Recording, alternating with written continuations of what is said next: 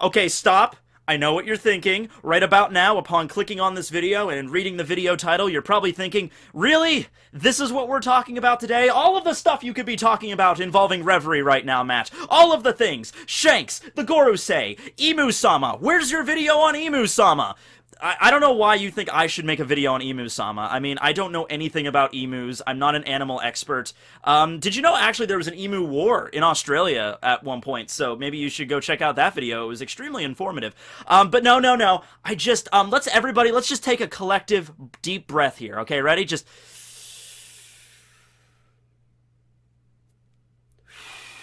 take a breath. Okay, calm yourself, alright? I wanted to take a breather this week, alright? All of the stuff going on with Reverie, Oda was kind enough to give us a little break. I just did that big video a few days ago where I recapped all the major plot points in Reverie, which is probably in and of itself going to be redundant by next week because Oda's going to probably introduce like 5 more plot points, so yeah. But, yeah, I was like, you know what? I want to go back and do one of my, the Devil Fruit Explain videos. It's been forever since I feel like I've done one of those, mostly because with all the Paramecia Devil Fruits, I kind of tackled all of the really problematic ones, the ones that were really kind of weird. But I was going down the list again, and I came across Diamantes, the Hira Hira no Mi, the Flag, or the Flutter Fruit, I think it was called in English.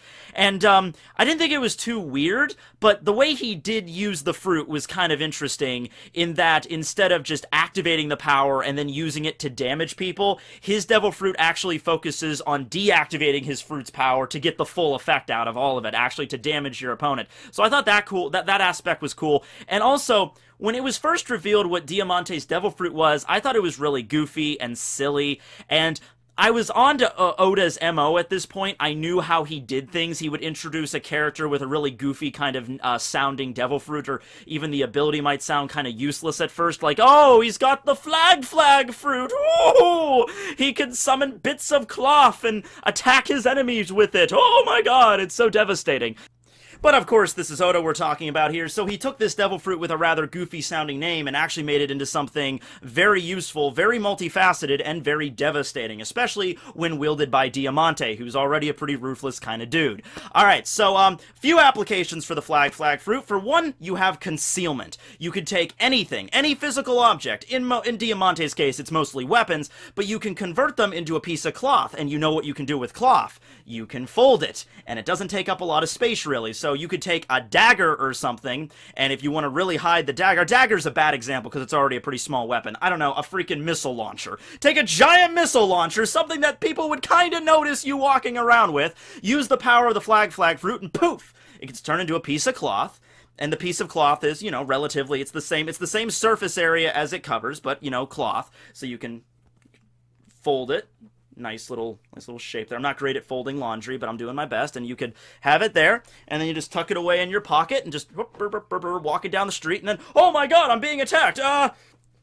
Behold my magic trick! Poof! And then it's like a bazooka, and then it's just, you know, that's one useful way, and that's how he uses the ability in a lot of respects in the series. He has like a giant kanombo, like a giant club he uses in his fight in the Colosseum, and he, you know, hit it in a tiny cloth, and then he pops it back to his original form, and like I said, most of the effects of this Devil Fruit come by disengaging the fruit power, while activating it doesn't really cause a lot of damage. Like, when you activate your power and turn something into a piece of cloth, you really can't, like, you know, you can't really hurt somebody with that. So turning it back into the original form is what really does it. So he turned the, you know, piece of cloth back into a club, grabbed it, and then smacked a 16-year-old girl in the face with it. That was really messed up. Diamante needs to go to jail. What happened with Diamante?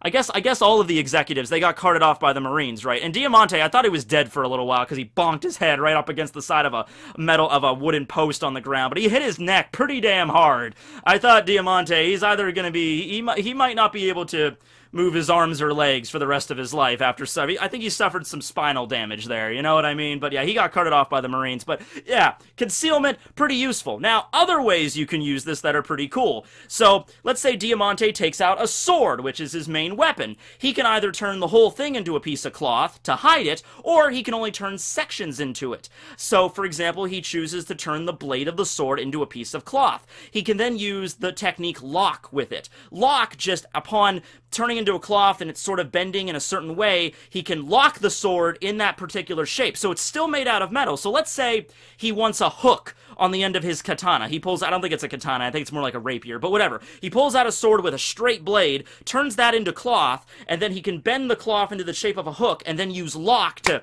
lock it into place. It's still metal, it's still the same exact material you're working with, except now there's a hook at the end that he can use to ensnare his opponents or capture a trout. I don't know, but that's the useful part of the fruit.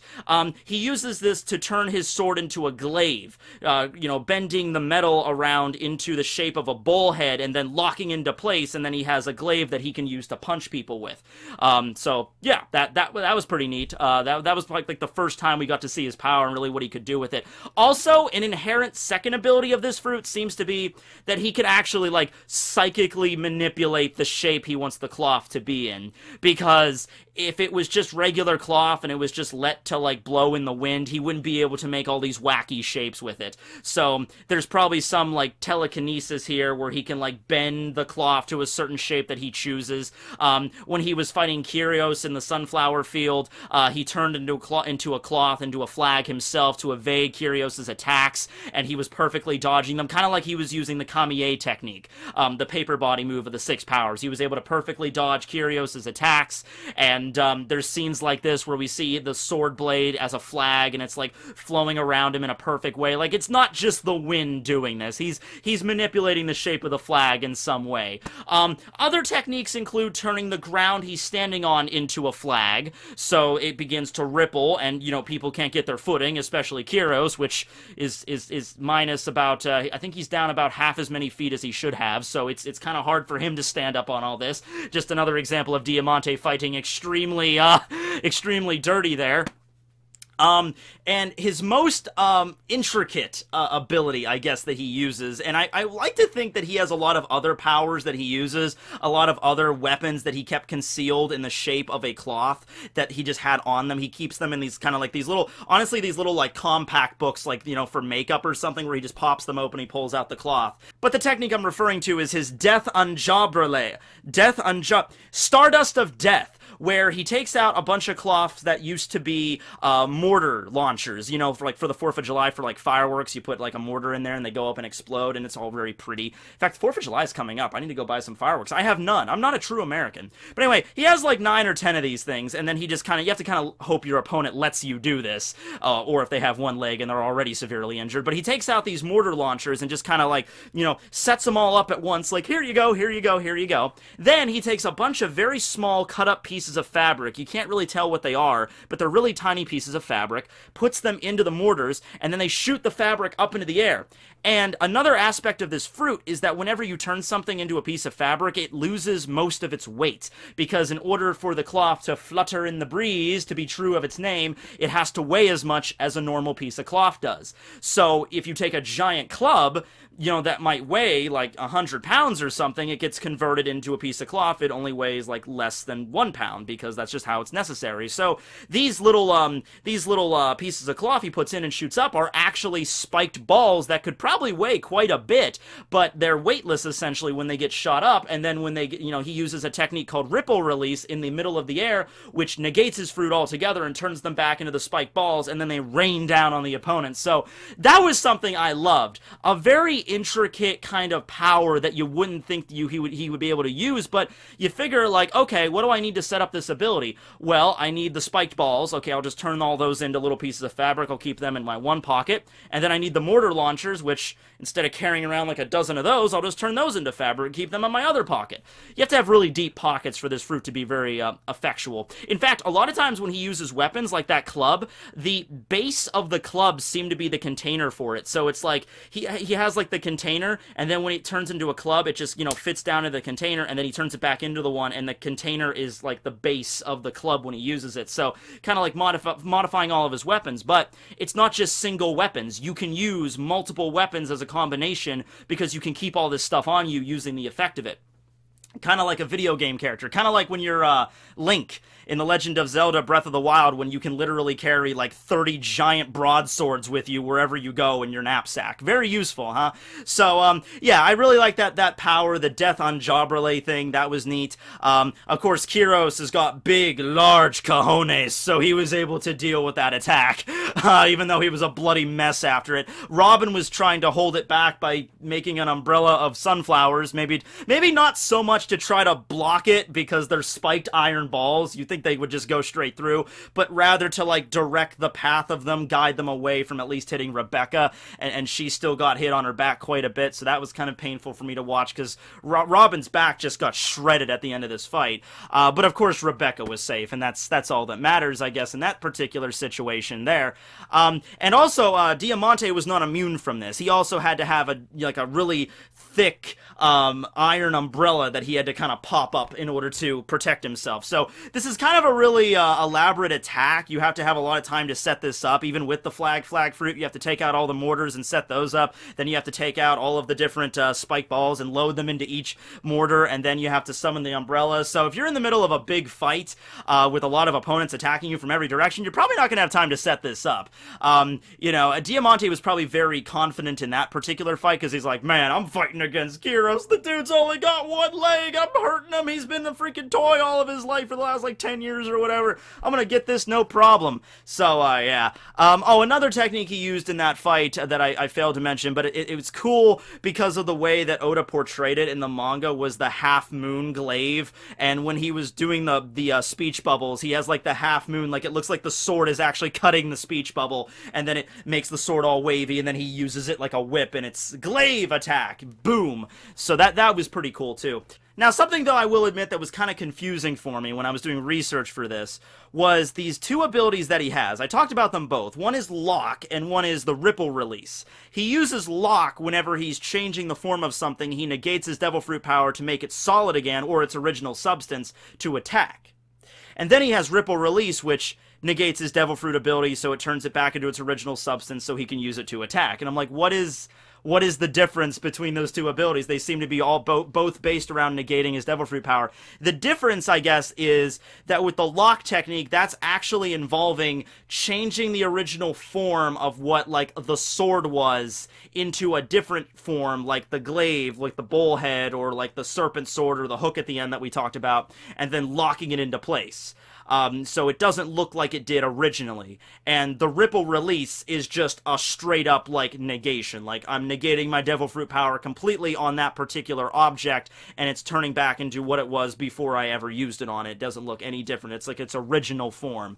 So, for instance, he would take out his sword, use the Ripple ability to turn it into a fabric, then use Lock to lock it into that glaive, and then use Ripple Release to just convert it right back into the original sword where it was to begin with. So that's the difference between those abilities, but it did kind of confuse me at first. Also, I mentioned that he could turn himself into a flag, which might actually be more of a detriment than you'd think. Yeah, he can avoid all the techniques like using Paper Body, but here's the kicker. While you're in the state of cloth, could you just be cut like a cloth could? Like, you take a giant rock and turn it into fabric. Could you just take a pair of scissors and then cut that piece of fabric? And then when you turn it back into the way it was, you use Ripple Release, it turns it back into the rock, but the rock is perfectly split down the middle. Because that would be kind of a detriment if he turned himself into a flag, is floating around Kyrios, like, look, Kyrios, you can't hit me. And then Kyrios is like, yeah, watch this, you dipshit, and then slices him in half because it's a piece of cloth. It'd be really easy to cut. And it's like, oh, shit, and then he turns back into his original form, and he's, like, cut in half and bleeding. Now, like I said, Diamante can kind of manipulate the fabric, like, psychically, so he's probably not going to ever get hit while he's in that form, because he can, like, you know, consciously move himself and, like, flow into the wind. And if he really wanted to, he could probably just take himself onto the wind itself and just blow away really fast if he really wants to just quickly escape a fight. You know, just turn himself into a cloth and then boom, like a giant parachute he just turned into or something. So, yeah, the objects that get turned into cloth, I think they still have the consistency. Like, I don't think, like, a rock still has the consistency of a rock when it's a piece of cloth. You know, I'm pretty sure it's still very much a piece of cloth that can be cut and damaged very easily, or burned as well. So that's kind of a drawback. But yeah, that's pretty much all about his Devil Fruit. Oh, and no, I forgot about the coolest thing. This is really awesome, okay? So that cape that Diamante wears, that's actually not a cape. That's a thick sheet of iron or steel or something that he is using as, you know, he's converted into cloth with his devil fruit. And so when someone goes to try to stab him in the back, all he has to do is turn it back into its original form, and it, you know, hardens into that iron sheet, and they can't break through it. I thought that was genius. I thought that was like, oh my god. So, yeah, if you have that devil fruit power, why would you just wear a regular cape? Anything could be your regular cape. Get like the toughest, thickest metal on the planet, doesn't matter how much of it is, doesn't matter how heavy it is, and just turn it into a cloth and then wear it on your back, and then boom, you can convert that into armor. I thought that was really clever. Other things he could do with it, or maybe like transportation, like, you know, take a skateboard or something and turn that into a piece of cloth. That'd be kind of cool. That'd be hard rocking. See Diamante skating down the road. He's actually based off Steven Tyler, the singer from Aerosmith. If you didn't already get that reference, I think it's pretty obvious. It's like Steven Tyler, just a little bit older. Wait, no, it's Steven Tyler.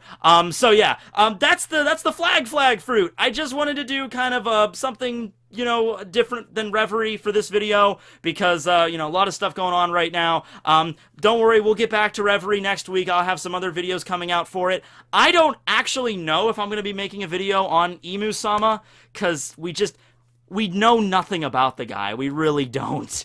And, you know, I can make a video where I'm just kind of like grasping at straws, you know, making as many theories as I can, and maybe one of them will stick to the wall. Like top 10, you know, people that Imu-sama could be, and then maybe I'll get lucky and one of them is actually Imu-sama, and then I could be like, yay, I was right. I guess I could do something like that, but no, I don't think I don't feel comfortable doing that yet, because he's such an unknown. So I mean, we even know more about Vegapunk than we know Imu-sama, so we'll see where that goes. But I have some other Reverie stuff coming up in the future, don't worry about it. And I want to do some other Devil Fruit abilities too. So if you want to leave your comments below on what you think would be a good other, it doesn't have to be a Paramecia, but another Devil Fruit for me to discuss, that'd be nice too.